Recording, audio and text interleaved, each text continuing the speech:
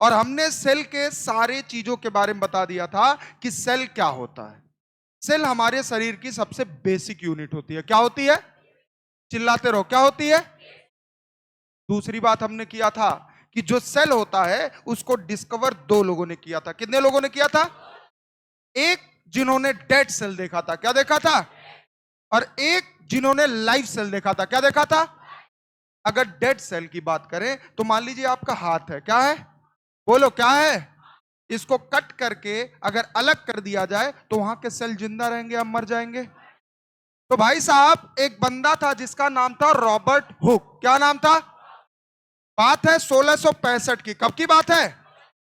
1665 में Robert Hooke गया था जंगल में। कहां गया था? और जंगल में गया, पेड़ की छाल को निकाला। किसको निकाला? और पेड़ की छाल को अंग्रेजी में बोलते हैं बार्क। क्या बोलते हैं? और उसके नीचे एक पतला सा लेयर था जिसका नाम था कॉर्क। क्या नाम था? और कॉर्क को निकाला, पेड़ से अलग कर दिया। क्या कर दिया? अलग। तो वहां के सेल जिंदा रहेंगे या मर जाएंगे? तो इन्होंने उसी कॉर्क में खुद के द्वारा बनाए हुए माइक्रोस्कोप के द्वारा डेड सेल देखा। क्या देखा? Dead cell. और कैसा देखा? हनी कॉम्ब लाइक, बोले तो मधुमक्खी के छत्ते के जैसा उसका स्ट्रक्चर इन्होंने देखा। आइए सर, हमने बोला एक बंदा था जिसका नाम था एंटन वॉन लीवेनहॉक। क्या नाम था? इन्होंने काम शुरू किया था 1672 और कंप्लीट किया था 1674 में। इन्होंने बैक्टीरिया में जिंदा कोशिका देखा था, लाइव सेल देखा था। क्या देखा था? Live cell. बरोबर समझ में आ रहा है? Yes sir. और देखा जाए तो उसी समय इन्होंने बैक्टीरिया का भी खोज किया था। किसका खोज किया था? और साथ ही साथ इन्हें बोला जाता है फादर ऑफ बैक्टीरियोलॉजी। क्या बोला जाता है? और बैक्टीरियोलॉजी मतलब होता है कि जिसमें हम स्टडी करें बैक्टीरिया के स्ट्रक्चर, बैक्टीरिया के फंक्शन, उसे हम बोलते हैं बैक्टीरियोलॉजी। आगे बढ़ते, जैसे वायरस के बारे में स्टडी करें तो वायरोलॉजी, सेल के स्ट्रक्चर और फंक्शन के बारे में स्टडी करें तो साइटोलॉजी। बरोबर समझ में आया? Yes sir. सर हमने बताया था कि सेल के नंबर के आधार पे हम दो प्रकार के ऑर्गेनिज्म या जीव पाए थे। एक थे यूनिसेलुलर और एक थे मल्टीसेलुलर। अगर एक सेल से कोई ऑर्गेनिज्म बना है तो उसे हम बोलते हैं यूनिसेलुलर ऑर्गेनिज्म। क्या बोलते हैं बेटा? और जो बहुत सारे सेल से मिलकर बना होता है उसे बोलते हैं मल्टी सेलुलर ऑर्गेनिज्म। अच्छा साहब, हमने बताया था कि जो यूनिसेलुलर ऑर्गेनिज्म होते हैं उनमें बैक्टीरिया आते हैं। कौन आते हैं? कौन आते हैं? साथ ही साथ ईस्ट भी आते हैं। कौन आते हैं? क्योंकि आप पढ़े होंगे किंगडम फंजाई। क्या पढ़े होंगे? और किंगडम फंजाई का जो एक्सेप्शन है, अपवाद है, वो है ईस्ट। कौन है? क्यों? क्योंकि सारे फंजाई होते हैं मल्टी सेलुलर, लेकिन ईस्ट इकलौता होता उनमें यूनिसेलुलर। क्या होता है? क्या होता है? आगे सुनिए, लिखा है एनसीईआरटी में कि जो यूनिसेलुलर ऑर्गेनिज्म होते हैं उनके अंदर इंडिपेंडेंट एग्जिस्टेंस होता है। क्या होता है? क्या होता है? और इंडिपेंडेंट एग्जिस्टेंस मतलब होता है वो बिना पूछे आपसे कहीं भी कभी भी आ और जा सकते हैं। बोलो समझ में आया?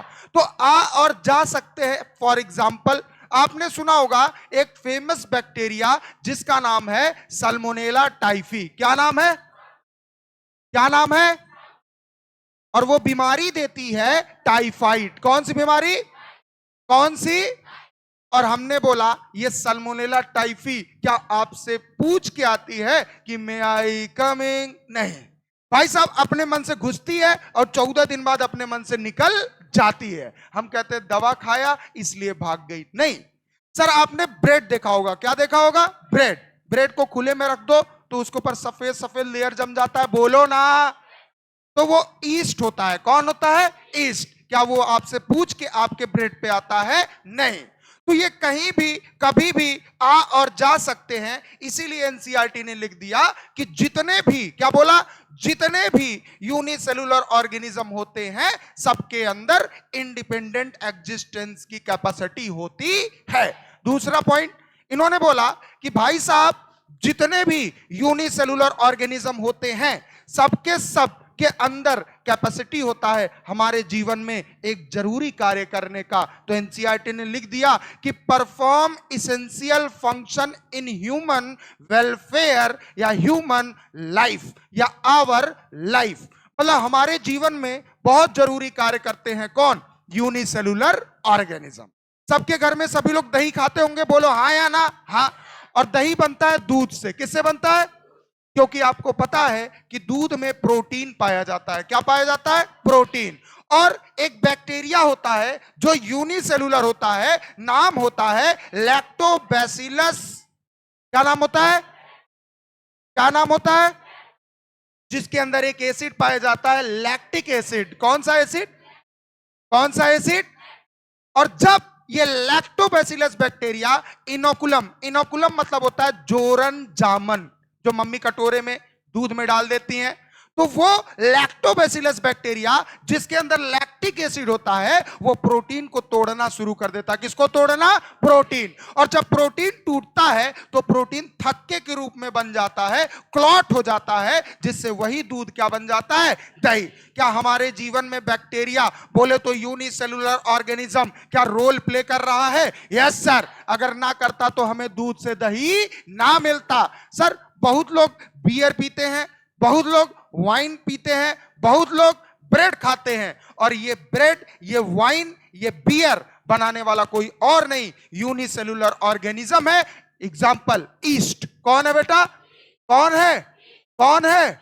ईस्ट चीजों को सड़ाता है। क्या करता है? सड़ाता है। बोलो समझ में आया? और मल्टी सेलुलर ऑर्गेनिज्म की बात करें तो उनके अंदर इंडिपेंडेंट एग्जिस्टेंस नहीं पाया जाता है।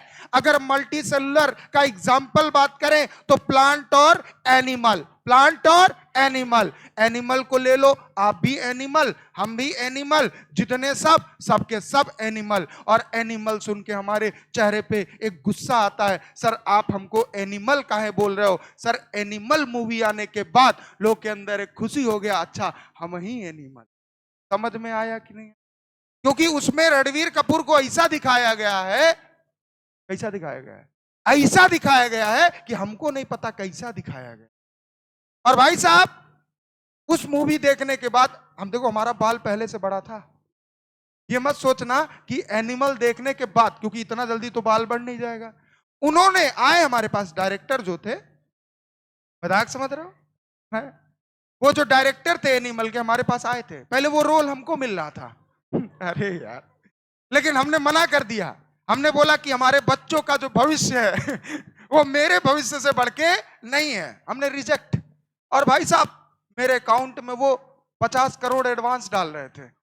हमने बोला वट, मैं 50 लाख कमाऊंगा लेकिन अपने बच्चों के बीच में रह के कमाऊंगा। क्या बात है, बोलो ना बे, है ना? 50 करोड़ मिलता हम तुम लोग के सामने दिखाई देते, पहले भाग जाते, कहते जाओ जहां मन वो करो, ठीक? तब तक देखते तुम लोग हमको एनिमल की जगह। लेकिन नहीं, हमने बोला कोई बात नहीं, लेकिन एक सजेशन मेरा लीजिएगा। बोले क्या? पूछो क्या? हमने बोला बाल उसका बड़ा कर दीजिए, क्योंकि जो एनिमल होता है वो बाल कभी कटवाता नहीं है। तो उन्होंने कहा ठीक है भैया, आप ये कह रहे हैं, क्या आपकी तरह रख सकते हैं? हमने बोला हाँ, लेकिन थोड़ा और साइज बढ़ा देना बाल का, ताकि बिल्कुल कॉपी ना हो, ना तो हम कॉपीराइट लगा देंगे। उन्होंने बोला ठीक है, चलो। मूवी चली, हिट हो गई। फिर आए मेरे पास, बोले कि चाहिए। हमने बोला हम बहुत दानी विचार के आदमी हैं, आप मत दीजिए, जाइए ऐश करिए, अपना जिंदगी जिए। तो उन्होंने जी रहे हैं, अभी भी आज तक जी रहे हैं। आओ। तो हमने क्या बोला था कि भाई साहब जितने भी एनिमल हैं सबके अंदर एक सेल नहीं, एक से अधिक सेल पाए जाते हैं। जैसे हम ही को ले लो, हमारे अंदर आरबीसी होता है, बोलो हाँ या ना? डब्ल्यूबीसी होता है, सेल का टुकड़ा प्लेटलेट्स होता है, नर्व सेल होता है, मसल सेल होता है।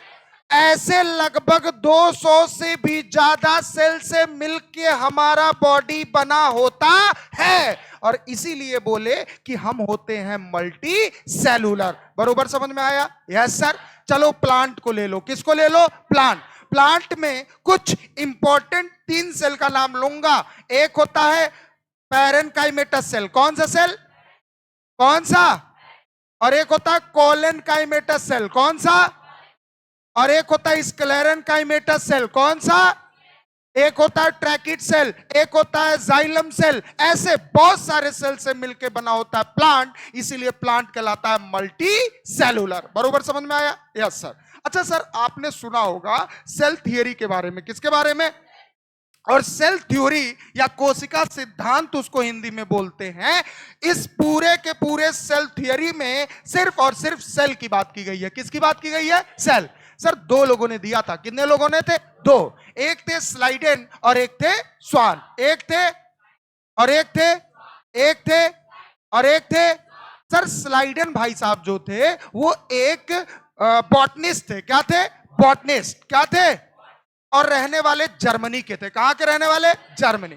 और इन्होंने जो सेल थ्योरी में अपनी बात कही थी वो 1838 में। कब कही थी? कब कही थी? कब कही थी? और भाई साहब इसके बाद आते हैं स्वान। कौन आते हैं? एक साल बाद। तो 1839 में कब आते हैं? और 1839 में जो स्वान साहब थे, स्वान मतलब होता है हंस। क्या होता है? हंस। हंस क्या है? जानवर। तो हिसाब से ये हुए जूलॉजिस्ट। क्या हुए? जूलॉजिस्ट। तो हमने बोला स्वान साहब जूलॉजिस्ट थे और ब्रिटिश के रहने वाले थे। कहां के रहने वाले? ब्रिटिश। अब दोनों ने, इन्होंने 1839 में बात कही। पहले स्लाइडन ने क्या किया? जंगल में गए। कहां गए? पहले के जमाने में जो साइंटिस्ट थे वो भी जंगल में जाते थे और ऋषि मुनि हुआ करते थे वो भी जंगल में जाते थे और दोनों कुछ ना कुछ खोज के लाते थे। ऋषि मुनि कुछ और खोज के लाते थे और जो हमारे साइंटिस्ट थे कुछ और खोज के लाते थे। वो बात की बात है, अकेले मिलिएगा बताऊंगा। अब सुनिएगा, जो हमारे स्लाइडन साहब थे ये जंगल से भांति भांति प्रकार के प्लांट लेके आए, मतलब डिफरेंट टाइप के प्लांट लेके आए और प्लांट को अपने घर में लाके रखे। उनकी जो औरत थी वो गुस्सा आ गई, कही ई क्या कर रहे हो? कह रहे तुम चुप्पे चाप अपने कमरे में जाओ, ये हमारा कमरा है। और भाई साहब वहां पे इन्होंने प्लांट के ऊपर स्टडी किया। क्या किया? स्टडी। आपके एनसीईआरटी में लिखा होगा एग्जामाइंड। क्या लिखा होगा? एग्जामाइंड। इन्होंने स्टडी किया, रिसर्च किया और रिसर्च करने के बाद क्या पाया कि जितने भी प्लांट हमने लाया या जितने भी प्लांट होते हैं सबके सब अलग अलग प्रकार के सेल से बने होते हैं। किसने बोला? स्लाइडेन। किसने बोला? स्लाइडेन। अलग अलग प्रकार के सेल मतलब बहुत सारे सेल होते हैं, बहुत सारे सेल होते हैं और वही सेल मिलकर टिश्यू बनाते हैं। क्या बनाते हैं? और टिश्यू मिलकर ऑर्गन। क्या बनाते हैं? और ऑर्गन मिलकर ऑर्गन सिस्टम और ऑर्गन सिस्टम मिलकर बॉडी, चाहे प्लांट का हो चाहे एनिमल। लेकिन स्लाइडन साहब ने सिर्फ बात की थी प्लांट की। किसकी बात की थी? प्लांट। तो प्लांट जो होते हैं वो अलग अलग प्रकार के सेल से मिलकर बने होते हैं। स्लाइडन साहब चुप। क्या हो गए? चुप। अब बात किसकी? स्वान। किसकी बात है?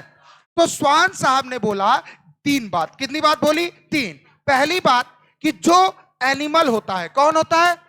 बोलो ना। वो एनिमल टिश्यू का बना होता है और एनिमल टिश्यू एनिमल सेल का बना होता है और जो एनिमल सेल का पतला सा आउटर बाहरी परत या आउटर लेयर होता है जिसे आज हम बोलते हैं प्लाज्मा मेम्ब्रेन। क्या बोलते हैं? क्या बोलते हैं? क्या बोलते हैं? आगे दूसरी बात इन्होंने बोली कि जो प्लांट होता है, कौन होता है? प्लांट। वो अगर उसकी बात करें तो सबको पता है प्लांट सेल की जो आउटर बाउंड्री होती है उसको सेल वॉल बोलते हैं। क्या बोलते हैं? और सेल वॉल प्लांट में पाया जाता है, एनिमल में नहीं। और सेल वॉल का पाया जाना प्लांट सेल के ऊपरी परत पे, ऊपरी लेयर पे, ये इसका यूनिक कैरेक्टर को दर्शाता है। किसके कैरेक्टर को? यूनिक। तो ये बताओ प्लांट सेल पे सेल वॉल पाया जाना यूनिक कैरेक्टर है कि नॉर्मल कैरेक्टर है? यूनिक। कैसा कैरेक्टर है? यूनिक। तीसरी बात, भाई साहब स्वान साहब सोए थे। क्या किए थे? रात को हर कोई सोता, वो भी सोए थे। तो इन्होंने परिकल्पना किया, परियों का कल्पना नहीं। परिकल्पना मतलब रात में सोए थे और सोचे समझे और किताब में लिख दिए कि जितने भी प्लांट, क्या बोला? क्या बोला? प्लांट होते हैं, जितने भी एनिमल होते हैं, सबके सब किससे बने होते हैं? सेल। सबके सब किसके प्रोडक्ट होते हैं? सेल। सबके प्रोडक्ट होते हैं सेल और मिलकर बनाते हैं टिश्यू। किसने बोला? स्वान अपने हाइपोथेसिस में। किसने बोले? हाइपोथेसिस। चलो सब ठीक है, दोनों ने दे दिया सेल थियरी। लेकिन आपको एक बात बता दे, जब सेल थियरी दोनों लोगों ने दिया लेकिन ये नहीं बता पाए कि ये जो प्लांट है, ये जो एनिमल है, ये जिस सेल से बना है वो सेल कहां से आया। यही इनका कमी था। क्या था? कमी। बोले तो ड्रॉबैक। क्या था? ड्रॉबैक। तब तक एक बंदा आता है 1855 में, नाम है रोडाल्फ वर्चू। क्या नाम है? क्या नाम है? और रोडाल्फ वर्चू अपने भाषा में बोल के चला गया। क्या? ओमनी सेलुला ई सेलुला। क्या बोला? 2023 का पूछा हुआ क्वेश्चन है। अब इन्होंने बोल के चल दिए। लोग बोले का अपने भाषा में बोल दिया ओमनी सेलुला ई सेलुला। लोगों ने बोला ई का बोल के चला गया बहु का। तो लोगों ने ट्रांसलेटर बुलाया, बोला भैया बताओ इसका मतलब क्या है। तो इसका मतलब निकला कि cell arises from pre existing cell. मान लो पहले से कोई सेल मौजूद है, उसी सेल से नया सेल बना होगा और वही सेल डिवाइड हुआ होगा और अपनी संख्या को बढ़ाया होगा, तब जाके एक ऑर्गेनिज्म बना होगा, चाहे वो प्लांट हो चाहे वो एनिमल। बोलो समझ में आया? आज हम कैसे जानते हैं सेल थ्योरी को? आज हम जानते हैं सेल थ्योरी को कि जितने भी लिविंग ऑर्गेनिज्म हैं, जितने भी सजीव जीव हैं, सबके सब बने होते हैं सेल से। किससे बने होते हैं? सेल से। सबके सब प्रोडक्ट होते हैं सेल के। दूसरा कि जितने भी सेल, नए सेल निकलते हैं वो पुराने सेल से निकलते हैं। और हम जब आपको इवोल्यूशन पढ़ाएंगे तो उसमें बताएंगे कि हमारा जो पहला सेल था वो प्रोकैरियोटिक सेल था। कौन था? Prokaryotic cell. उसके बाद इसी प्रोकैरियोटिक सेल से बना था यूकैरियोटिक सेल। बरोबर समझ में आया? Yes sir. ये सारी चीजें हमने आपको एक्सप्लेन की थी। हर दिन मैं आगे आगे एक्सप्लेन चीजों को करूंगा। कल ओवरव्यू आते ही ओवरव्यू एक्सप्लेन कर दूंगा, फिर आगे कंटिन्यू करूंगा। अब मेरी बात सुनिए। अगर मैं आपसे क्वेश्चन पूछूं, फाइनल शेप सेल थियरी का किसने दिया? किसने दिया? क्योंकि स्लाइडेन स्वान पूरी तरह इसे कंप्लीट नहीं कर पाए थे। मॉडिफिकेशन किसने किया? किसने किया? अच्छा, दूसरा हमने बोला भैया एक बात बताओ, नए सेल पुराने सेल से बनते हैं। किसने बोला? किसने बोला? अच्छा, ओमनी सेलुला ई सेलुला टर्म किसने दिया? किसने दिया?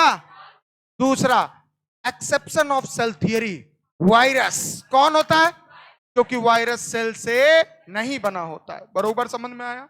चलिए लिखिए, अगला हेडिंग डालिए, माइटोकॉन्ड्रिया।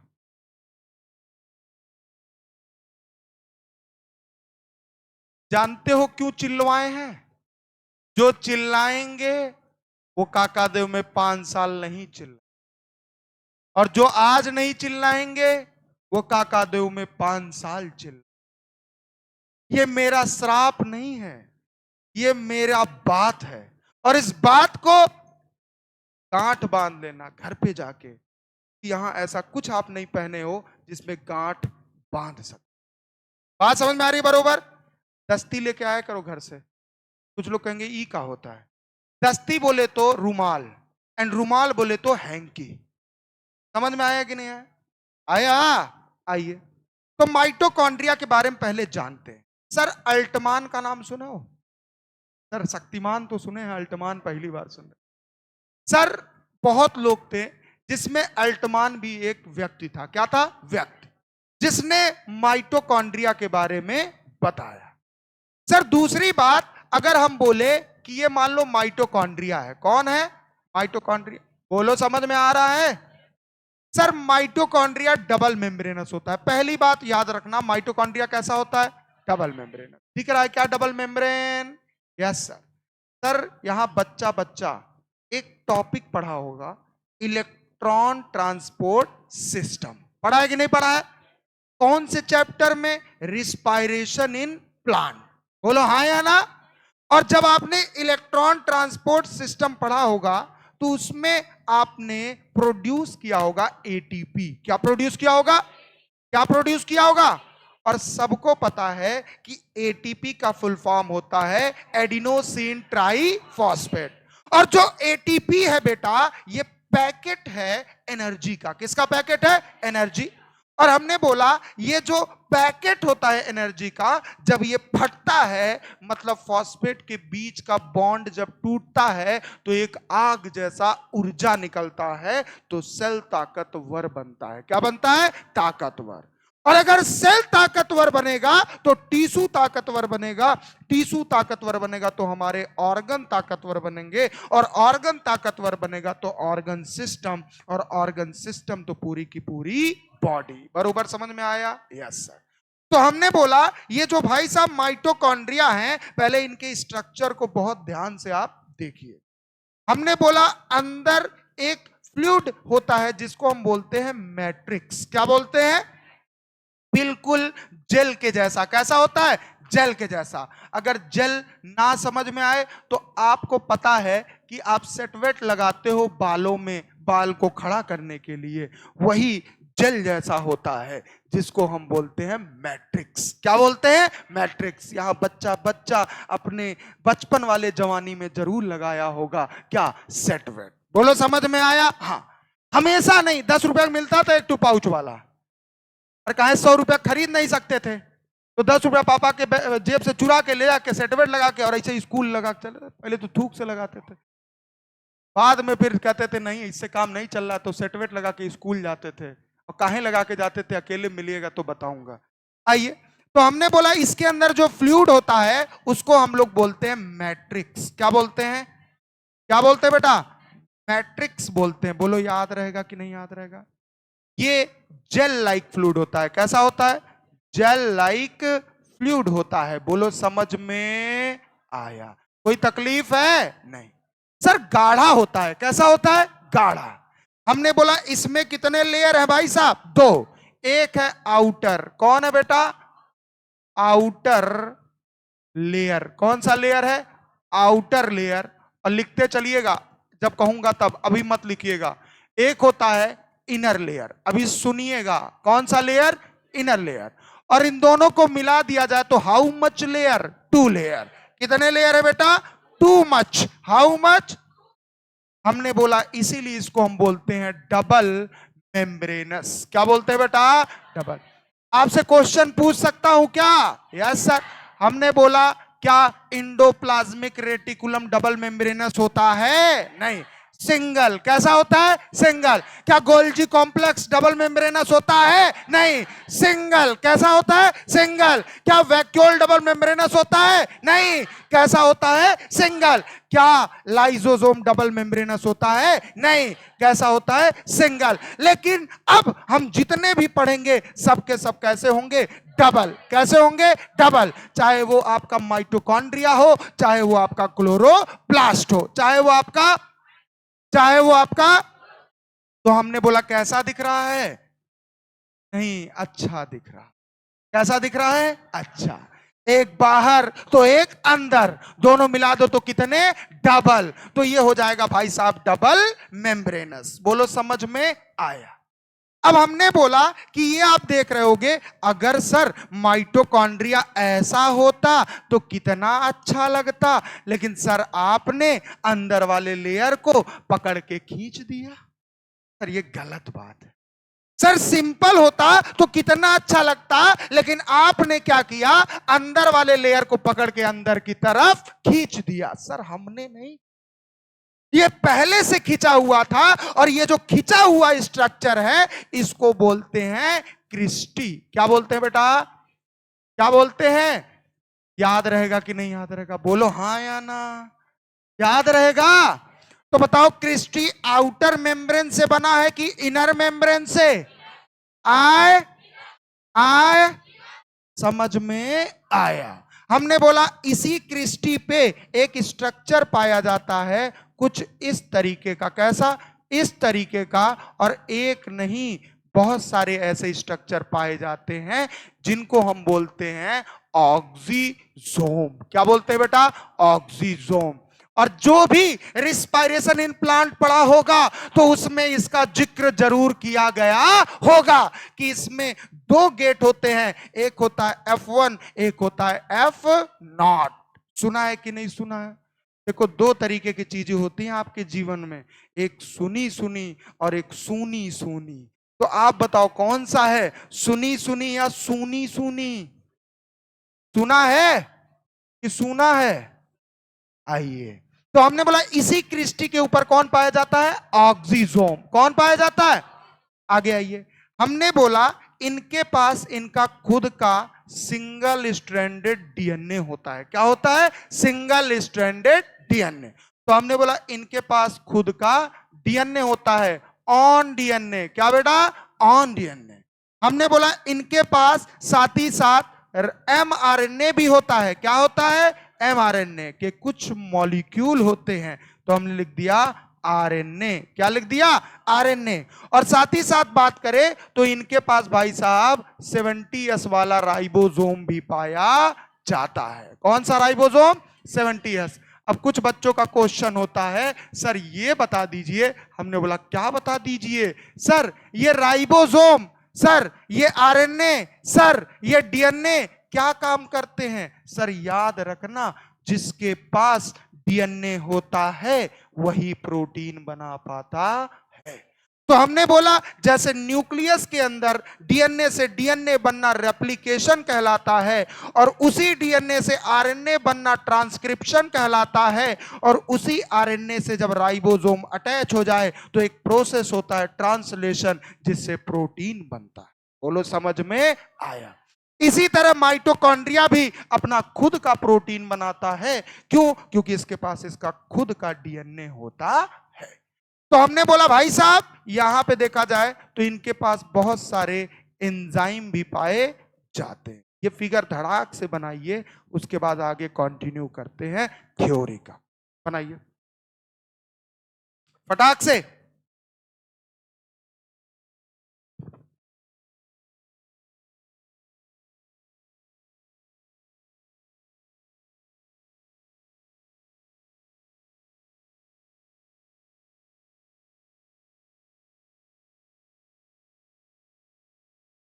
देखो, बायोलॉजी घर पे जाके नहीं पढ़ना है, यहीं पढ़ना है, यहीं तैयार करना है, यहीं याद करना है, घर पे जाके बैग फेंक देना है,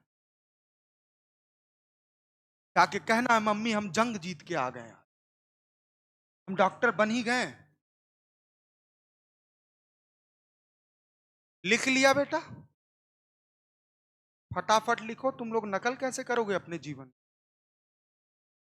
जब सामने छपी हुई चीज नहीं छाप पा रहे हो जल्दी? और बढ़िया खुशी बेटा, योर नेम इज खुशी ना? गुड, हमेशा खुश रहना, ठीक है? क्योंकि जैसा जिसका नाम होता है वैसा उसका काम होता है, मानो या ना मानो। नाम का आपके जीवन में बहुत असर पड़ता है। अगर नाम खराब हो तो तुरंत बदलवा लो।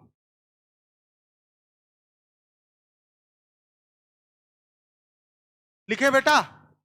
हमने बोला माइटोकॉन्ड्रिया, पहली बात अगर आपसे पूछा जाए डिस्कवर्ड बाय, बहुत लोगों ने इसमें अपना रोल प्ले किया, लेकिन हम लिखेंगे एक नाम, अल्टमान। क्या लिखेंगे बेटा? पोलिकर, बहुत लोग थे, अल्टमान। और इन्होंने जो कर्म किया था, मतलब इन्होंने जो नाम दिया था या डिस्कवर किया था, वो 1886 में। कब किया था? 1886। और दूसरी बात अगर बोला जाए कि ये जो माइटोकॉन्ड्रिया है ये आसानी से कब दिखा? जब हमने स्टेनिंग किया। क्या किया? स्टेनिंग। और आपने अपने जीवन में जरूर कभी ना कभी एक्सपेरिमेंट किया होगा, अगर अच्छे स्कूल में पढ़े होगे तो आपने किया होगा ओनियन पील का एक्सपेरिमेंट। किसका? ओनियन पील। प्याज काटा होगा, बोलो हाँ। छिलका उतारा होगा, बोलो हाँ। उसके नीचे से झिल्ली निकाला होगा, बोलो हाँ। और झिल्ली को स्लाइड पे रखा होगा, बोलो हाँ। और उस पे एक पिंक कलर का डाई गिराया होगा, जिसको हम बोलते हैं सफरनीन डाई। और इस पूरे प्रक्रिया को हम बोलते हैं स्टेनिंग। क्या बोलते हैं? क्या बोलते हैं? जैसे बाल जब पक जाते हैं तो हम क्या लगाते हैं? डाई। क्या लगाते हैं? डाई, ताकि हमारे बाल काले दिखे। क्या दिखे? काले, ताकि हम बुजुर्ग ना दिखे। क्या ना दिखे? बुजुर्ग। तो भाई साहब ये डाई लगा दिया बाल पे, बाल काला हो गया। ये पूरा प्रक्रिया कहलाता है स्टेनिंग। क्या कहलाता है? क्या कहलाता है? तो हमने लिखा कि जब हमने सेल के ऊपर सफरनीन डाई डाला तो हमें सेल दिखा। क्या दिखा? सेल। फिर हमने सफरनीन डाई और डाला तो हमें क्या दिखा? माइटोकॉन्ड्रिया। क्या दिखा? माइटोकॉन्ड्रिया। बोलो समझ में आ रहा है? तो हमने लिखा कि माइटोकॉन्ड्रिया विजिबल, विजिबल मतलब दिखना, visible after visible after, after मतलब बाद। किसके बाद दिखा बेटा? जब हमने स्टेनिंग किया। क्या किया? स्टेनिंग। क्या किया बेटा? स्टेनिंग। और आसानी से दिख गया था वैसे। Visible after staining. क्या लिखा बेटा? स्टेनिंग। और स्टेनिंग हमने किससे की थी? फटाक से जवाब दो। सेफ्रनीन डाई से। किससे की थी बेटा? सेफ्रनीन डाई। हर तरह का क्वेश्चन पूछा जा सकता है। सेफ्रनीन डाई। और सेफ्रनीन जो डाई होता है बेटा, इसका कलर होता है पिंक। क्या होता है? पिंक। तो इसको हम पिंक कलर का बोल सकते हैं कि इसका जो कलर होता है वो होता है पिंक कलर। कैसा कलर होता है? पिंक। बोलो समझ में आया? दूसरा क्वेश्चन किस में देखा गया? सबको पता है कि माइक्रोस्कोप में देखा गया, क्योंकि अपनी नंगी आंखों से हम अपने सेल तक को ना देख पाए तो उसके अंदर देखने वाली बात ही दूर है। बोलो समझ में आया? तो हमने बोला कि इजीली, यहां लिख सकते हो, इजीली, आसानी से हमारा माइटोकॉन्ड्रिया दिख सकता है। आफ्टर मतलब बाद। किसके बाद? स्टेनिंग के बाद। और स्टेनिंग हमने किससे की थी? सैफरनीन डाई। किससे की थी? सैफरनीन डाई, जिसका कलर कैसा होता है? पिंक। कैसा होता है? पिंक। और स्टेनिंग हमने किया तो किस में देखा बेटा? Under the microscope. किस में देखा बेटा? माइक्रोस्कोप में देखा। बोलो समझ में आया कि नहीं? आया कि नहीं आया? तो हमने बोला कि भाई माइटोकॉन्ड्रिया को डिस्कवर किसने किया? अल्टमान। किसने किया? अल्टमान। दूसरा, आसानी से विजिबल कब होगा? जब हम स्टेनिंग करेंगे, रंगेंगे। और किस रंग से रंगेंगे? सैफरनीन रंग से, जिसका रंग कैसा होता है? पिंक होता है। और किससे देखेंगे बेटा? Electron microscope. बोलो समझ में आया? चलिए अगला लाइन लिखिए फटाक से, जितना हमने समझाया।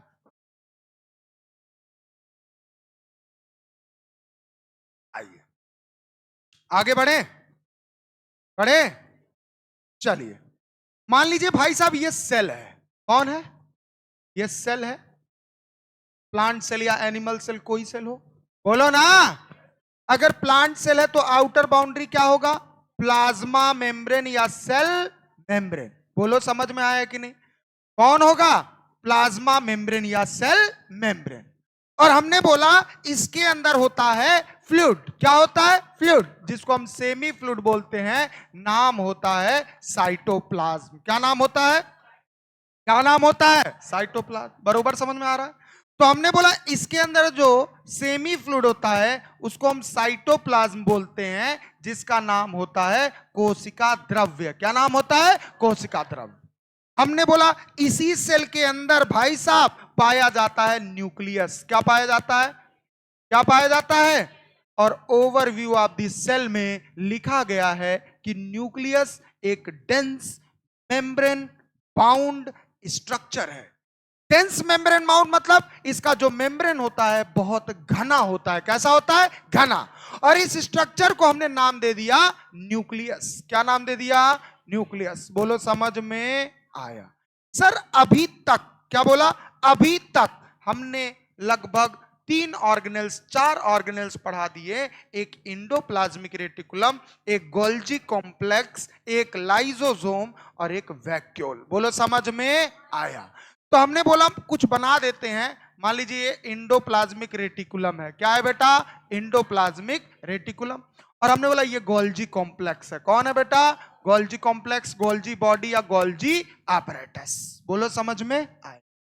अब अगला क्वेश्चन क्या है कि ये बताइए जो माइटोकॉन्ड्रिया होता है, कौन होता है? माइटोकॉन्ड्रिया। अभी बहुत ध्यान से सुनना। जो माइटोकॉन्ड्रिया होता है, क्या इसे power house of the cell बोला जाता है? Power house of the cell बोला जाता है? बोलो हाँ या ना। क्यों बोला जाता है? क्योंकि ये एटीपी का प्रोडक्शन करता है। किसका प्रोडक्शन? एटीपी। और ATP is a packet of energy. क्या है बेटा? Packet of energy. तो इस लाइन से हम आगे चीजों को समझेंगे। तो सर जो माइटोकॉन्ड्रिया होता है ये होता है पावर हाउस। क्या होता है बेटा? Power house. किसका? Power house of the cell. बोलो समझ में आया ना? Yes sir. क्यों इसको power house of the cell बोला गया? क्योंकि ये प्रोडक्शन करता है किसका? पैकेट ऑफ एनर्जी, जिसको हम बोलते हैं एटीपी। क्या बोलते हैं? एटीपी। लिख लो बिकॉज। बिकॉज मतलब क्योंकि, बिकॉज दे प्रोड्यूस क्या प्रोड्यूस करते हैं? फटाक से जवाब दो। दे प्रोड्यूस क्या? Packet of energy. ऐसे लिखो ताकि क्वेश्चन कहीं से बने, घबराना नहीं। तो हमने बोला ये प्रोड्यूस करते हैं क्या? Packet of energy. क्या प्रोड्यूस करते हैं बेटा? Packet of energy. और बताओ वो एनर्जी कौन है? वो एनर्जी है भाई साहब आपका एटीपी। एटीपी मतलब एडिनोसिन ट्राई फॉस्फेट। मतलब एनिलीन के साथ कितने फॉस्फेट जुड़े हैं? 3। कितने? 3। बरोबर समझ में आया? हाँ। और हमने बोला ये जो पैकेट है, सब लिखना एक एक चीज। हमने बोला power house of the cell कौन है? माइटोकॉन्ड्रिया, क्योंकि ये प्रोड्यूस कर रहा है पैकेट ऑफ एनर्जी एटीपी। और कब प्रोड्यूस कर रहा है ये भी लिख लो, हो सकता है एग्जाम में पूछ दे। During electron transport system. कब बेटा? इलेक्ट्रॉन ट्रांसपोर्ट सिस्टम के दौरान। बोलो समझ में आया कि नहीं आया? आया कि नहीं आया? जैसे जैसे इलेक्ट्रॉन मूव करेंगे वैसे वैसे ऊर्जा निकलता जाएगा, जिसको हम बोलेंगे एटीपी। क्या बोलेंगे बेटा? एटीपी। बरोबर समझ में आ रहा है? तो लिख दो रीजन भी, कब, कहां, क्योंकि आजकल क्वेश्चन वन वर्ड का नहीं पूछा जाता है, असर्शन रीजन टाइप क्वेश्चन पूछे जाते हैं। और अगर आप क्यों, कब, कैसे नहीं समझोगे तो आप ये नहीं समझ पाओगे कि असर्शन रीजन क्या दे रहा है और रीजन असर्शन क्या कह रहा है। समझ में आ रहा है कि नहीं? और इनका एक्सप्लेनेशन क्या होगा। समझ में आया? तो ये बताओ कब?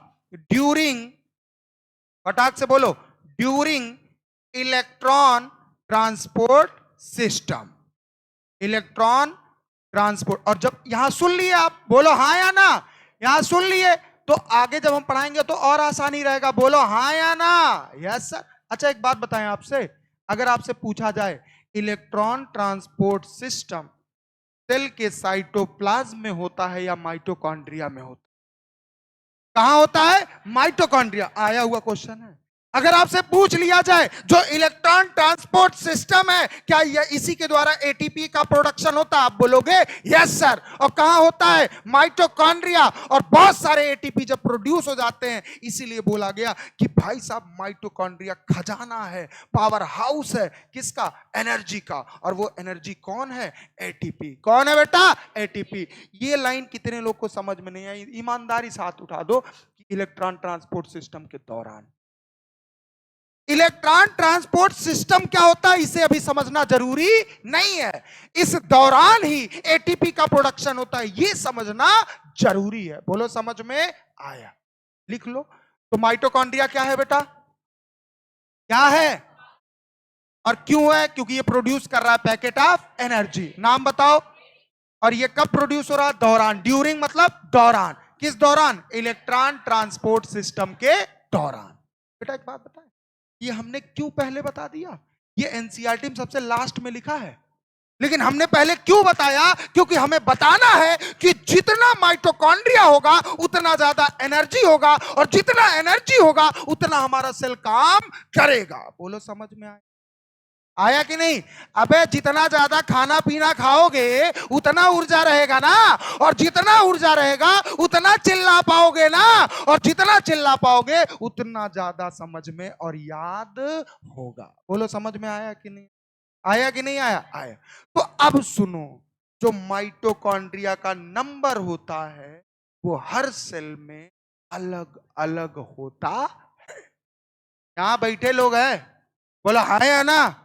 कल को हमारे वहां हमने बताया था ना, सुपर 30 या सुपर 60 बैच बनेगा, और उस बैच में हम उसी को लेंगे जिसके अंदर दम होगा। और उस बैच में जो आ गया समझो 99% चांस हो जाता है सिलेक्शन का। हम नहीं कहेंगे कि 30 के 30 बच्चे सेलेक्ट हो जाएंगे, हम नहीं कहेंगे कि 60 से 60 सेलेक्ट हो जाएंगे, लेकिन हम ये जरूर कहेंगे कि उनमें से कुछ सेलेक्ट होंगे और कुछ 500 पार होंगे। समझ में आया कि? तो हमारे वहां ये तब बनता है जुलाई और अगस्त, एक टेस्ट करवाया जाता है, और उस टेस्ट में जो 60 बच्चे रहते हैं या 30 बच्चे रहते हैं, उनको हम अलग से पढ़ाते हैं। कब? सुबह से लेके शाम तक। अब आप कहोगे सर सुबह शाम तक पढ़ाएंगे? टेंशन लेने की बात नहीं। पढ़ाना मतलब ऐसे चिल्लाएंगे नहीं, उनके लिए अलग लाइब्रेरी में वो बैठे रहेंगे और उन पे हम विशेष ध्यान बार बार जाएंगे। वो हमसे क्वेश्चन पूछेंगे, हम उनको क्वेश्चन देंगे, हम उनको टॉपिक देंगे, वो हमसे टॉपिक पूछेंगे। और उनके लिए नाश्ते का भी व्यवस्था रहेगा अलग से। तो भैया अगर आप सुपर 60 बैच में आना चाहते हो तो जुलाई में जितना तक सारे टीचर्स पढ़ाए हैं, फिजिक्स, केमिस्ट्री, बायोलॉजी, उतना आप तैयार करते चलो। और टेस्ट होगा तो एकदम नीट की तरह टेस्ट होगा। उसमें अगर आप आ गए टॉप 60, टॉप 30 में, तो आप अलग से हो जाओगे और आपका सिलेक्शन का चांस और ज्यादा।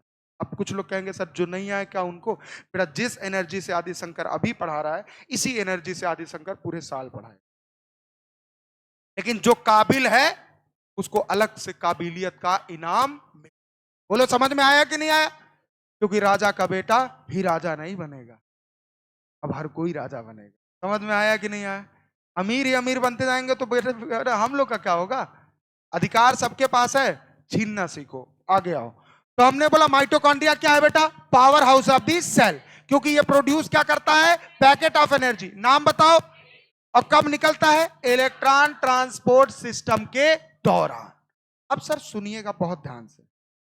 अभी हमने बोला माइटोकॉन्ड्रिया का जो नंबर होता है, किसका नंबर बेटा? माइटोकॉन्ड्रिया का नंबर।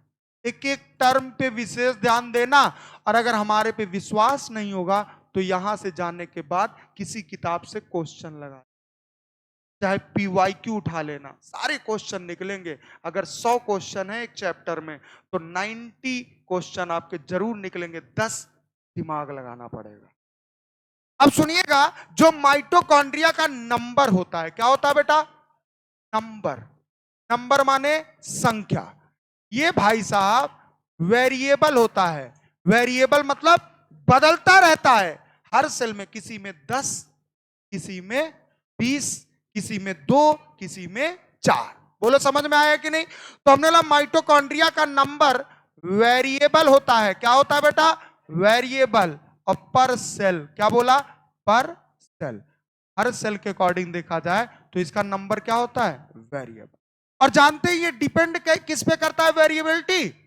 फिजियोलॉजिकल एक्टिविटी पे। अब हमने बोला ना, जो जितना मेहनत करेगा, जो जितना मेहनत करेगा वो उतना खाना खाएगा। बोलो हाँ या ना? बोलो ना। Yes sir. और जो सेल जितना मेहनत, जितना काम करेगा, उसको उतना ज्यादा माइटोकॉन्ड्रिया की जरूरत पड़ेगी। क्योंकि जितना माइटोकॉन्ड्रिया होगा उतना एटीपी बनेगा, और जितना एटीपी बनेगा उतना उस सेल को ऊर्जा मिलेगा, और जितना उस सेल को ऊर्जा मिलेगा उतना वो सेल ऊर्जावान रहेगा, और जितना सेल ऊर्जावान रहेगा उतना ज्यादा सेल काम करे। बोलो समझ में आया?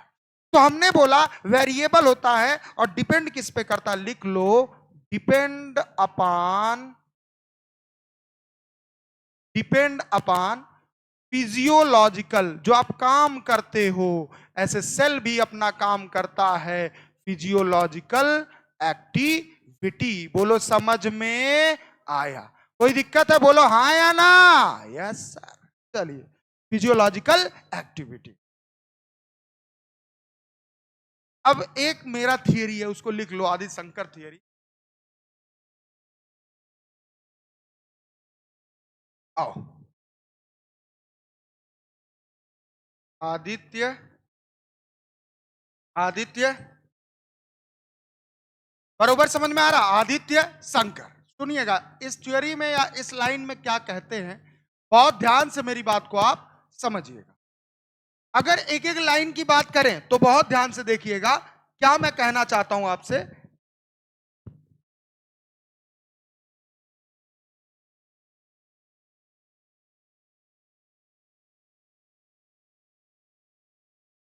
आओ, अब सुनना मेरी बात को बहुत ध्यान से। आदि शंकर क्या कहता है, याद करने का तरीका बता रहा हूं, याद करने का तरीका। हमने लिखा कि फिजियोलॉजिकल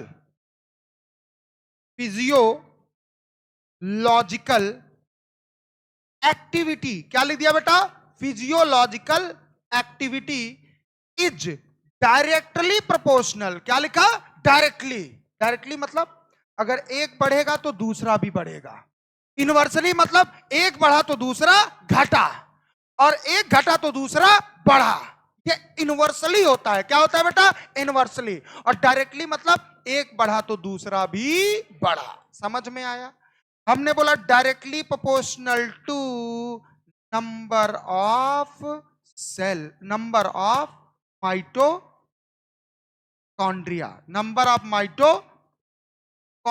बोलो ना, समझ में आया कि नहीं आया? आया। और number of mitochondria is directly proportional to production of energy. बोलो समझ में आया? बोलो ना, प्रोडक्शन ऑफ एनर्जी। और एनर्जी कौन है? फटाक से जवाब दीजिए, कौन है? Adenosine tri phosphate. बोलो समझ में आया? ये याद रखना, गिवन बाय आदित्य कर बाबू। लिख। तो बताओ भैया, अगर काम बढ़ाओगे, क्या बोला? काम बढ़ाओगे, या लिख लो फिजियोलॉजिकल एक्टिविटी, और बढ़ा लो थोड़ा, ऑफ दी सेल। बोलो समझ में आया कि नहीं? आगे अब तो और क्लियर हो गया। सेल का काम करना बढ़ रहा है तो नंबर ऑफ माइटोकॉन्ड्रिया भी बढ़ेगा। नंबर ऑफ माइटोकॉन्ड्रिया बढ़ेगा तो प्रोडक्शन भी एटीपी का बढ़ेगा। बोलो समझ में आया? Yes sir. आया नहीं? आया ना? Yes sir. आगे बढ़िए सर, नेक्स्ट। इनके पास इनका खुद का डीएनए होता, अभी बताया हूं ना, इनके पास इनका खुद का डीएनए होता है। आगे मैं और अच्छे से एक्सप्लेन करूंगा इस चीज को, ठीक है?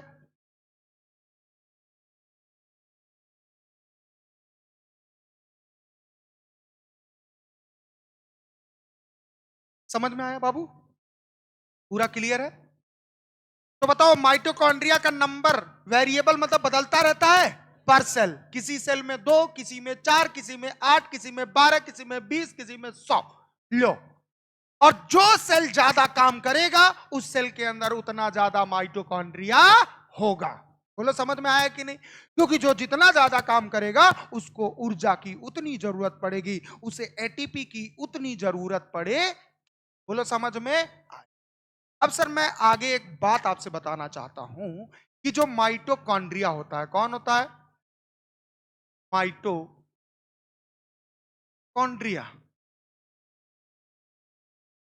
बेटा कुछ बच्चे हमारे पे बहुत भरोसा करते हैं, ये मैंने देखा है।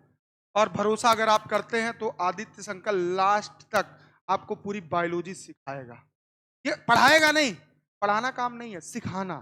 और आप सीख लोगे तो आप अच्छे अच्छे को पढ़ा दोगे। तो हमने बोला हम सिखाएंगे, प्रॉमिस करते हैं। क्यों? क्योंकि मैक्सिमम बच्चे, यहां जितने बच्चे बैठे हैं, और अभी तक एकदम क्लियर कट बात कर रहा हूं, नहीं ट्रस्ट जाके देख लेना। किसी कोचिंग में, हम कॉर्पोरेट लेवल की कोचिंग की बात नहीं कर, किसी कोचिंग में जितना अपने वहां एडमिशन हो गया है सारे बैच मिला के, अभी किसी के वहां इतना एडमिशन नहीं हुआ है। तो अगर ऊपर वाला हमें दे रहा है, तो अगर हम आपको नहीं देंगे तो वो चीज कहीं ना कहीं निकल जाएगा। आप इस बैच में देख रहे हो, ऐसे बहुत बैच हैं, लगभग 3 बैच हैं। अभी लोगों को वहां 10 से 15 एडमिशन नहीं हुआ है और हम लोगों ने 100 पार कर दिया। तो होगी बात।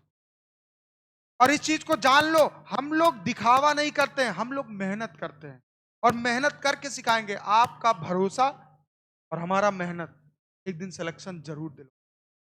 बस आप भरोसा तोड़ना नहीं और हम मेहनत करना छोड़ेंगे नहीं।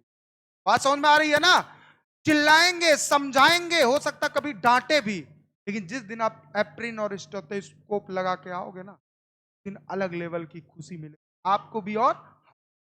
और जो लोग कहते हैं उनको कहने दो, कुछ भी कहते हैं, राय तो बहुत लोग देते हैं, राय बहुत लोग देते हैं, कमियां तो बहुत लोग गिनाते हैं। उसी पे एक बात मैं आपसे बोल दूं आज, कि रखते नहीं तमीज, रखते नहीं तमीज जो ऊंची उड़ान की। क्या बोला?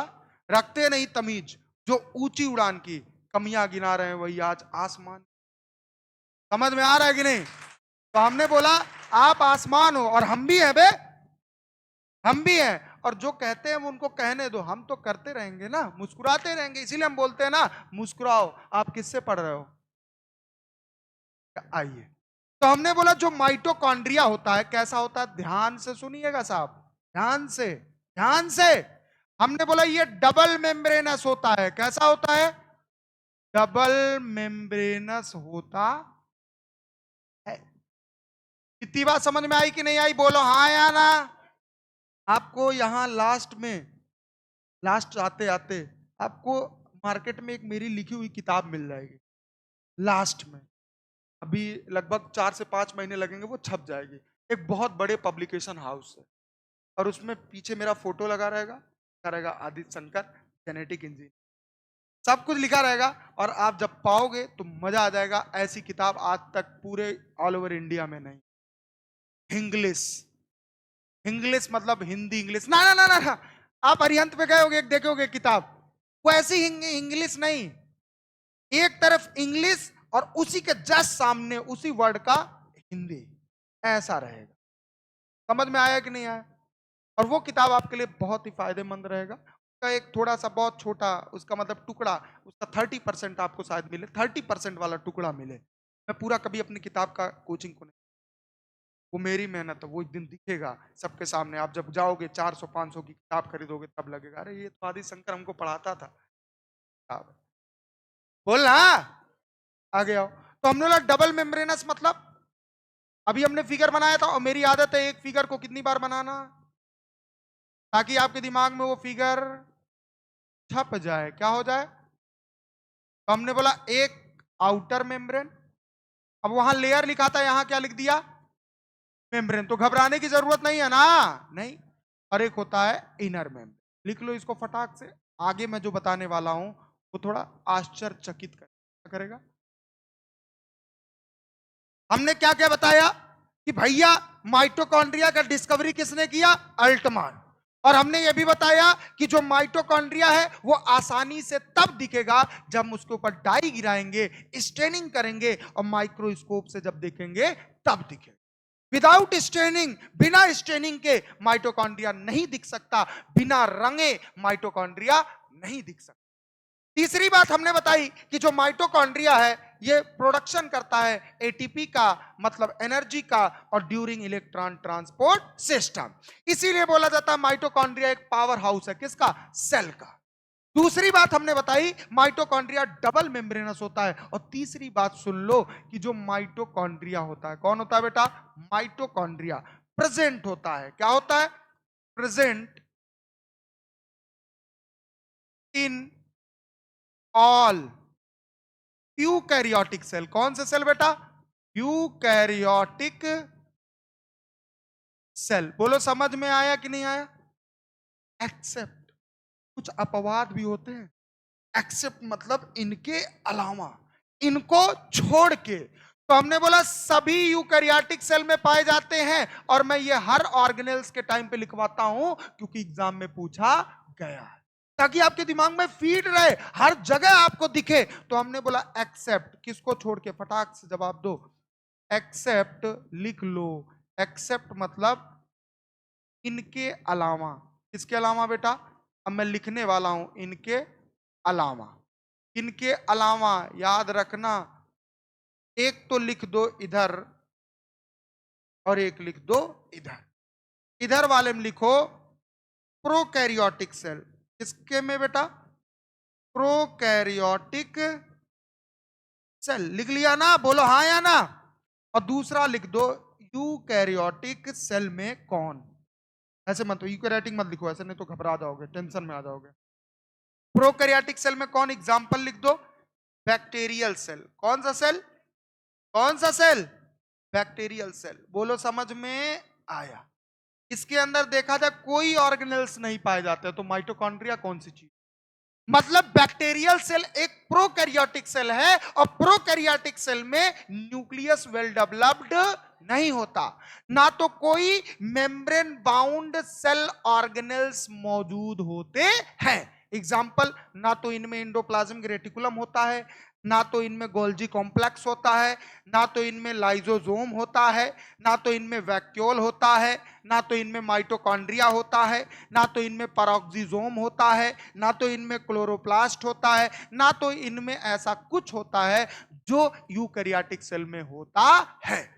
एक्सेप्ट राइबोसोम, क्योंकि राइबोसोम नॉन मेम्ब्रेन बाउंड, मतलब किसी मेम्ब्रेन के द्वारा घिरा नहीं होता है, वो दोनों में मौजूद होता है, चाहे प्रोकैरियोटिक हो चाहे यूकैरियोटिक। अगर प्रोकैरियोटिक है तो उसमें 70s राइबोसोम होगा, अगर यूकैरियोटिक है तो उसमें 80s राइबोसोम होगा। सर आपने ये भी बताया माइटोकॉन्ड्रिया में भी 70s राइबोसोम है, तो इसका जिक्र जब हम राइबोसोम पढ़ाएंगे तो करेंगे। कोई तकलीफ किसी को नहीं। अब सुनिएगा, इसमें भी किसके अलावा कुछ यूकैरियोटिक होते हैं जिनमें नहीं पाया जाता है। जैसे आपने सुना होगा पहला ह्यूमन आरबीसी।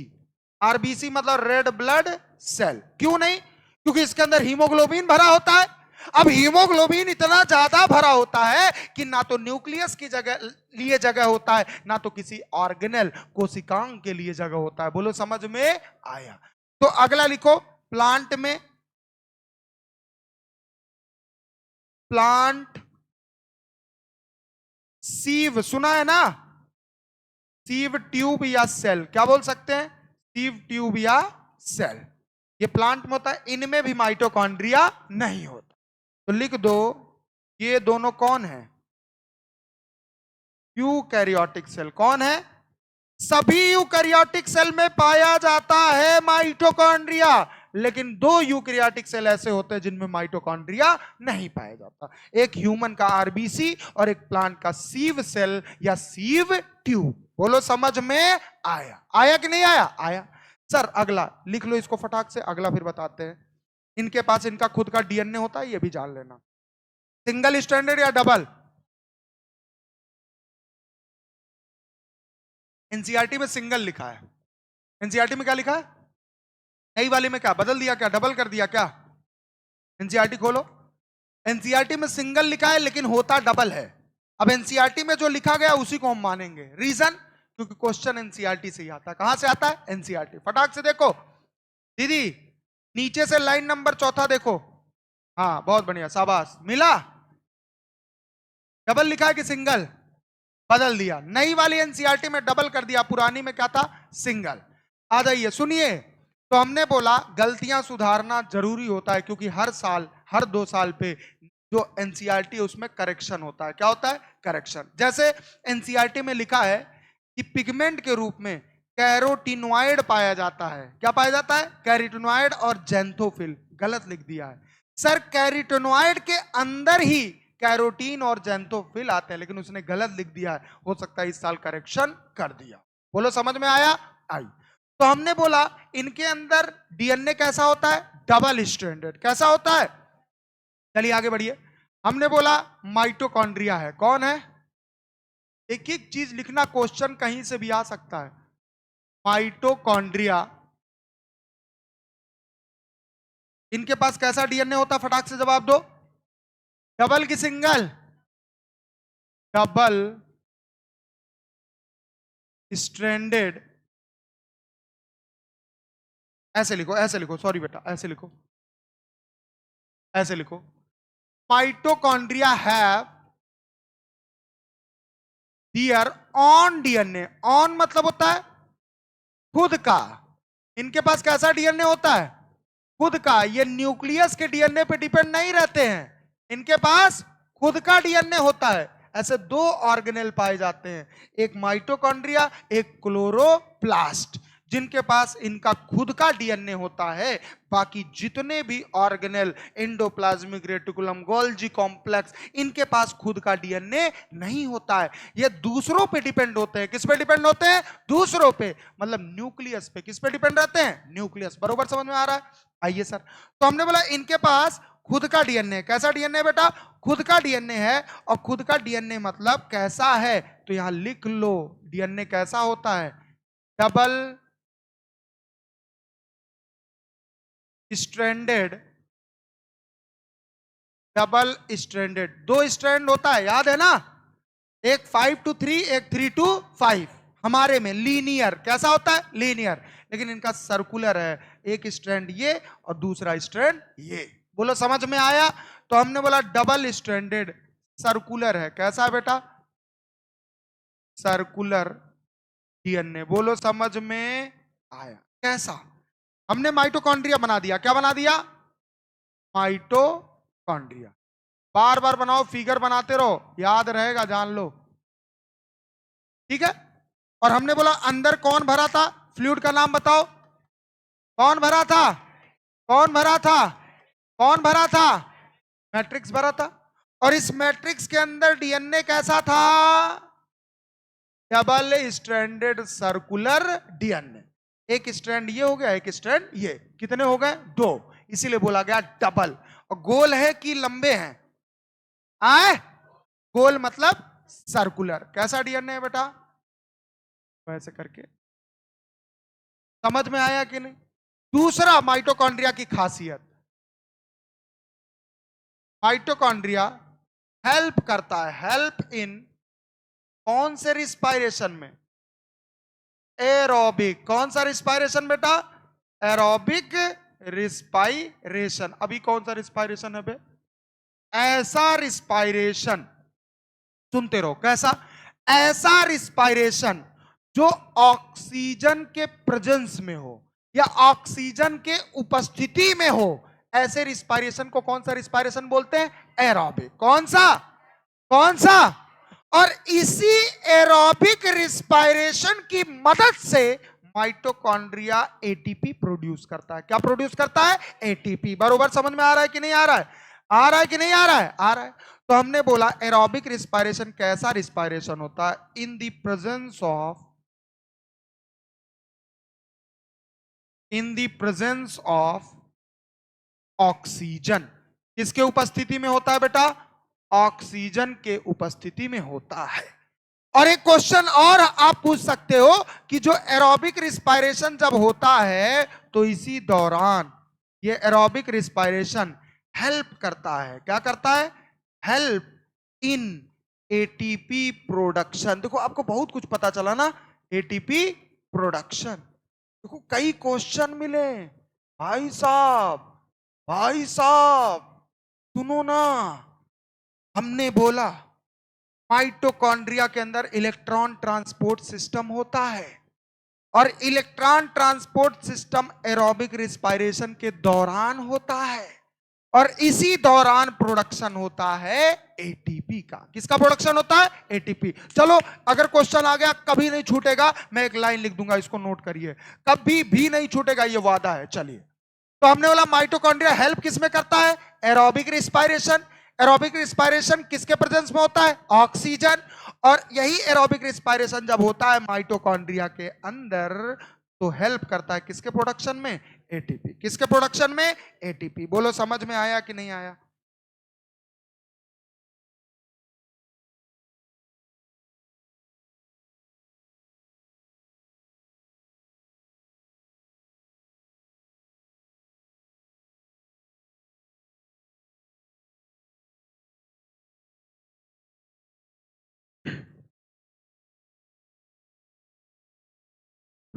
समझ में आया?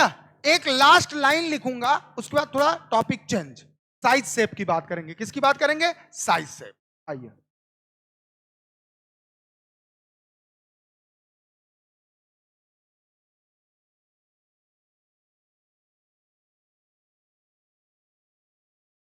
चलें आगे बढ़े, बढ़ जाए। चलिए साहब आगे बढ़ जाते हैं। जब आपने इतना बोल दिया तो आगे बढ़ने में क्या जाता है? क्या वो क्या बोलते हैं बे? हर्ज है। क्या हर्ज है? समझ में आ रहा है कि नहीं आ रहा है? हैं? खुद को इतना काबिल बनाओ ना कि लोग तुम्हारे पीछे आए, तुम किसी के पीछे ना जाओ। समझ रहे हो ना? बोलो हाँ या ना?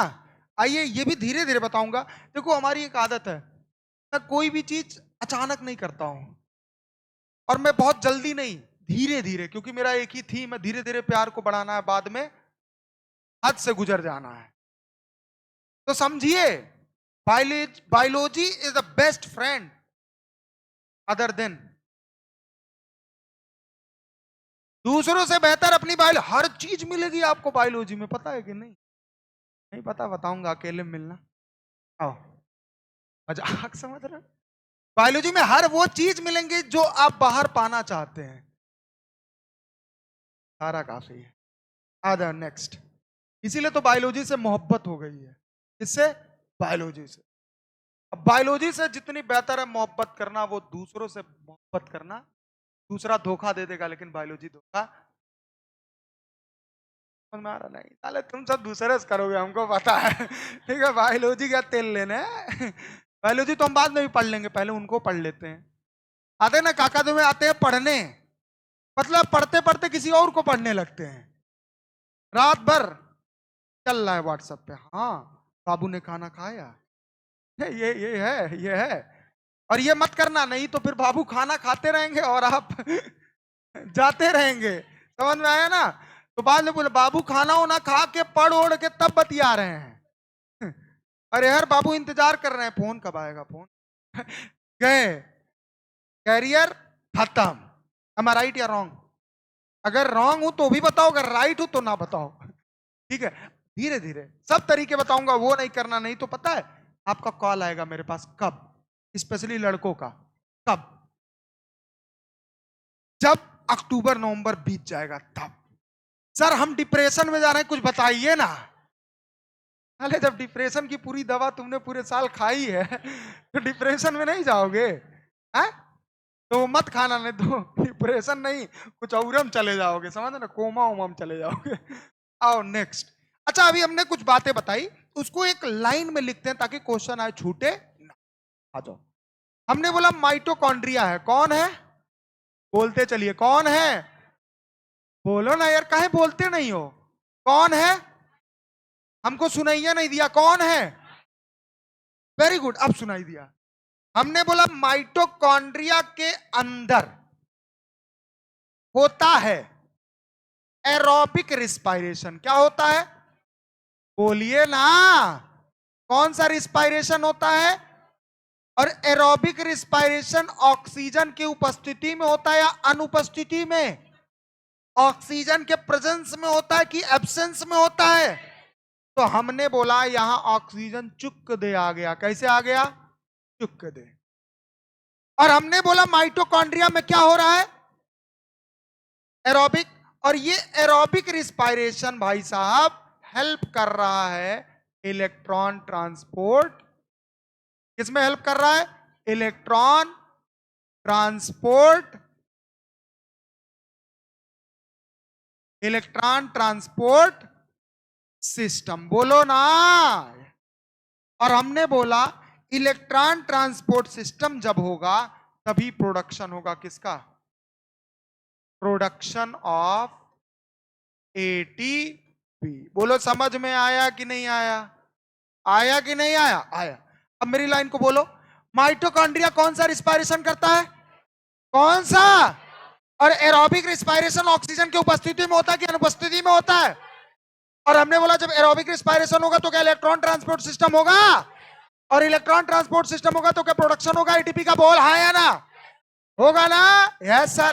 तो भैया ये सीरीज याद रखना ताकि एग्जाम में कोई भी इससे रिलेटेड क्वेश्चन आ जाए तो छूटे ना। पूरी बात की जाए तो सब कुछ सब होता है माइटोकॉन्ड्रिया। नोट करिए।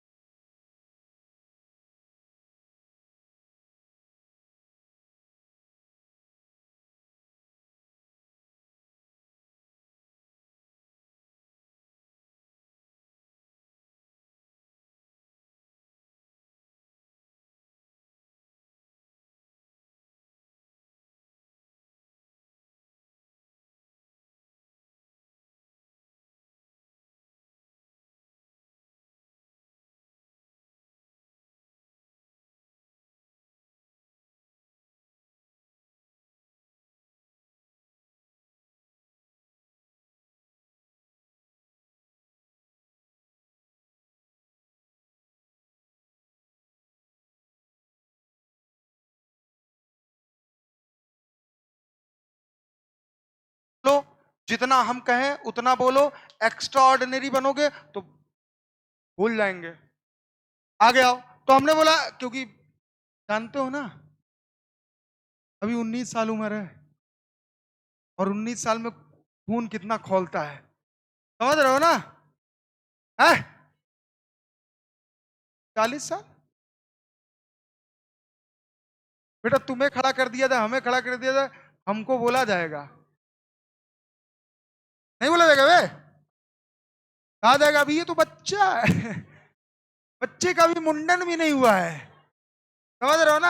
आ जाओ आ जाओ। नेक्स्ट, इतना समझ में आया? अब कुछ बच्चों को थोड़ा सा डाउट था इसमें, तो उनका डाउट पहले हम क्लियर कर देते हैं, जितना पढ़ाया ध्यान से देखना। आ जाओ, डाउट क्या है सुनिएगा, कुछ घबराने की जरूरत नहीं, सुनिए। पहली बात हमने बताई कि माइटोकॉन्ड्रिया को डिस्कवर किसने किया था? किसने किया था? किसने किया था? चीखो, किसने किया था? हमने बोला ये आसानी से दिखा जा सकता है। किसके बाद? और स्टैनिंग कौन से डाई से किया? किसमें देखा? बरोबर समझ में आया? आया। आगे बढ़िए सर। नेक्स्ट, हमने बोला भैया माइटोकॉन्ड्रिया को क्या बोला जाता है? क्योंकि ये प्रोड्यूस क्या करता है? एनर्जी। कौन सा? कब करता है? ठीक है ना, समझ में आया? आगे अगर बात किया जाए, बहुत ध्यान से देखना, माइटोकॉन्ड्रिया की जो संख्या होती है पर सेल, क्या बोला? वो बदलता रहता है कि फिक्स रहता है? और इसका जो बदलना होता है वो डिपेंड किस पे करता है? जो सेल जितना ज्यादा काम करेगा उसके पास उतना ज्यादा माइटोकॉन्ड्रिया होगा, और जो सेल जितना कम काम करेगा उसके पास उतना कम माइटोकॉन्ड्रिया होगा। तो बताओ भैया, आदि शंकर का फॉर्मूला पहला, physiological activity directly proportional to number of, and number of mitochondria is directly proportional to production of. याद रहेगा? Yes sir. सेल अपना काम बढ़ाएगा तो माइटोकॉन्ड्रिया का संख्या भी, और माइटोकॉन्ड्रिया का संख्या बढ़ेगा तो एटीपी का प्रोडक्शन भी। याद रहेगा? आगे नेक्स्ट सर, आगे आइए। हमने बोला कि माइटोकॉन्ड्रिया कैसा होता है? कैसा होता है? दूसरा क्वेश्चन, माइटोकॉन्ड्रिया क्या सभी यूकैरियोटिक सेल में पाया जाता है? किनके अलावा? प्रोकैरियोटिक सेल जो आता है, बैक्टीरियल सेल, और ह्यूमन आरबीसी, प्लांट सिव या प्लांट सेल, जो कि होते हैं यूकैरियोटिक सेल। मतलब अगर पूछा जाए सभी यूकैरियोटिक सेल में पाया जाता है, दो को छोड़ दो, किसको किसको छोड़ोगे? ह्यूमन आरबीसी, और जैसे कई बच्चों का क्वेश्चन, सर ह्यूमन के आरबीसी में क्या सिर्फ माइटोकॉन्ड्रिया नहीं होता या सब ऑर्गेनेल? सब नहीं होते, न्यूक्लियस भी नहीं होते, लेकिन कुछ ऐसे आरबीसी होते हैं, कुछ ऐसे ऑर्गेनिज्म के आरबीसी होते हैं जिनमें न्यूक्लियस पाया जाता है। अपवाद हर जगह होता है। अब सर अगर इनके पास न्यूक्लियस नहीं है, इनके पास माइटोकॉन्ड्रिया नहीं है, तो ये एनर्जी और काम कैसे करते होंगे? तो घबराने की जरूरत नहीं है। बोलो हाँ या ना? बोलो ना। जहां जो आएगा मैं वहां उसके बारे में बताऊंगा, क्योंकि शादी होगी तभी तो बीबी आएगी ना, शादी होने से पहले बीबी आ जाएगी। बोलो यार, मैं गलत बोल ही नहीं सकता, कैसी बात करते हो? एग्जाम्पल थोड़े मेरे आउट ऑफ एनसीईआरटी होते हैं, आउट ऑफ सिलेबस, लेकिन याद हमेशा रहेंगे। आगे आइए। हमने बोला माइटोकॉन्ड्रिया के पास इनका खुद का डीएनए होता है। ऑन डीएनए मतलब खुद का, ये न्यूक्लियस के डीएनए पे डिपेंड नहीं रहते। क्यों? अबे एक बात बताओ, जब हमारे पास खुद ही पैसा रहेगा, खुद ही कमाएंगे, तो हम पापा से पैसा लेंगे क्या? और सेल का पापा कौन है बेटा? न्यूक्लियस। कौन है? तो पापा के पास थोड़ी जाएंगे, पापा पापा पैसा दे दो, पापा मर्दू तमाचा क्या कर रहे हो यहाँ?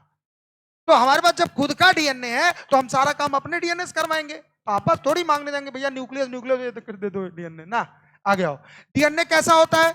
Double stranded. देखो एनसीईआरटी में ये भी होगा, गलत नहीं है, गलत नहीं है, लेकिन एनसीईआरटी में लिखा है सिंगल। क्या लिखा है? Single stranded. क्या लिखा है? Stranded circular. पहली बार हमने सिंगल स्ट्रैंडेड ही लिखा था जब फिगर में बनाया था, सिंगल स्ट्रैंडेड सर्कुलर डीएनए। और हमने बोला ना गलत, ये भी नहीं है। क्यों? क्योंकि बहुत सारी किताबों में डबल स्टैंडर्ड लिखा है। क्या लिखा है? Double standard. देखो ऑप्शन में या तो ये आएगा या तो ये, दोनों साथ में नहीं आएंगे। और वैसे एक बात बता दे, पूछेगा ही नहीं। आगे आओ। हमने बोला माइटोकॉन्ड्रिया किसमें हेल्प करता है? एरोबिक रिस्पायरेशन किसकी उपस्थिति में होता है? अगर ऑक्सीजन प्रेजेंट नहीं है तो कौन सा रिस्पायरेशन होगा? एरोबिक की एनारोबिक? आगे आओ। और एरोबिक रिस्पायरेशन होगा तो किसका प्रोडक्शन होगा? किसका प्रोडक्शन होगा? अब इसको समराइज्ड फॉर्म में हमने लिखा है, माइटोकॉन्ड्रिया है। कौन है? ऑक्सीजन आया, कौन आया? तो कौन सा रिस्पायरेशन हुआ? तब जाके हुआ, तब जाके प्रोडक्शन हुआ। और ये सब किसके अंदर हो रहा है? माइटोकॉन्ड्रिया के अंदर। बोलो इतनी बात समझ में आई? सबको क्लियर है? ठीक। आगे कल मैं पढ़ाऊंगा माइटोकॉन्ड्रिया के बारे में और क्लोरोप्लास्ट भी। जैसे आज हमने लगभग 15 मिनट वो पढ़ा दिया पुराना, 15-20 मिनट, उसको नहीं, कल इसको खत्म करेंगे। और मैं स्लो इसलिए पढ़ाया हूं, क्यों? क्योंकि अभी थोड़ा सा हमको स्लो चलना है, क्योंकि तेज नहीं खत्म करना है। रीजन क्योंकि नए बच्चे भी आएंगे, जितना ज्यादा कवर तो हमको एक्स्ट्रा क्लास लगाना पड़ेगा। बाकी मैं बोला हूं कि जनवरी में आपका सिलेबस खत्म तो खत्म, फरवरी मार्च अप्रैल 3 महीने चलेंगे रिवीजन दबा के, 1 डे 1 चैप्टर, 1 डे। और जब आप मेरे ग्रिप में आ जाओगे, मेरे फ्लो को पकड़ लोगे, तो अगर मैं बोल दिया cell is the fundamental basic unit of our, तो आप ऐसे ही बोलोगे। समझ में आया कि नहीं? आया कि नहीं? क्या? पहली स्लाइड ना, तुम सीबीएसई बोर्ड से क्या एसएससी? तो क्या होता है ना ये क्या होता है, जो सीबीएसई बोर्ड के होते हैं ना, वो हिंदी भी अंग्रेजी टाइप बोलते हैं। और जो यूपी बोर्ड वाले वो तो वैसे कहते हैं, प्रोनाउंसिएशन होता है ना, कहेंगे प्रोनाउंसिएशन, प्रोनाउंसिएशन होता है। देखो वो क्या होता है बेटा? एक बार बोलो बोलो बोलो। प्रोनाउंसिएशन होता है, हम लोग बोलते हैं प्रोनाउंसिएशन। और गद्दर एकदम, मतलब एकदम वैसे वाले अगर यूपी बोर्ड पूरे बोले प्रोनाउंसिएशन, तो ये होता है अपनी अंग्रेजी। तो अंग्रेजी पे ध्यान है, भावनाओं को समझो और चीजों को समझो। बाकी यही, बाकी अंग्रेजी पढ़ना कोई मतलब नहीं, अंग्रेजी पढ़ने वाले यहीं रह जाते हैं। Thank you so